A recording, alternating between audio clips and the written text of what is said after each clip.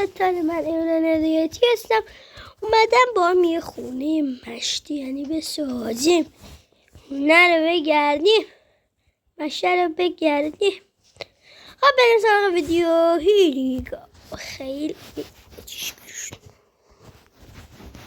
خیلی خوب بزن من دوربینم رو درست کنم به تو زمین مشکلیه. درست شد. سلامتی یارم، سلامتی. اول آجوری که ور میدارین بلاک و نه همین بلاک بود.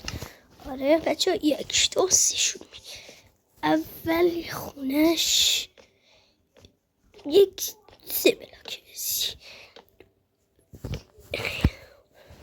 همه بلاک رو ادامه میدی تو جایی که بتونم تا اینجا.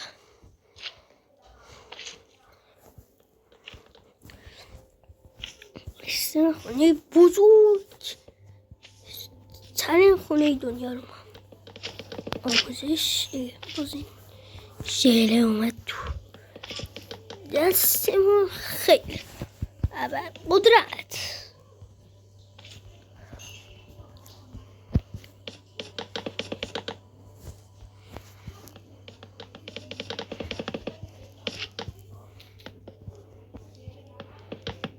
الان 4 بلاک شد. خیلی خوب بچه یه خونه میخوام درست کنم واسه تو. بیا دیگه.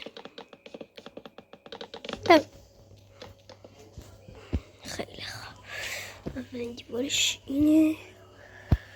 میخوام این راه روش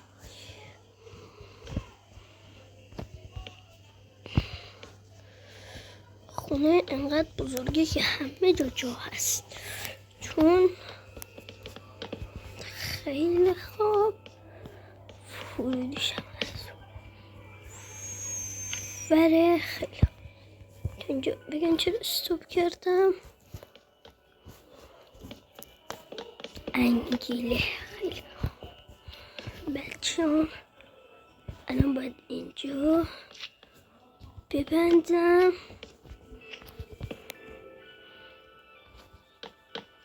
تا تموم شه.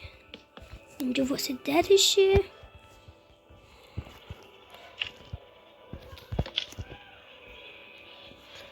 اما تونترشو واسه تون میسدم. اشته باشید شام بازشته باش شد. باستا درست شد. باشم حالا بریم واسه خونه. خونه این دیوارش واسه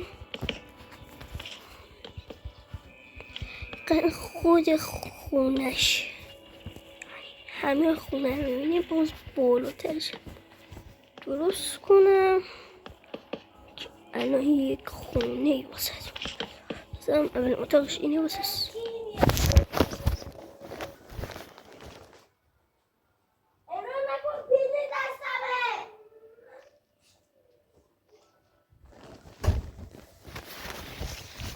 خیلی خوب بچه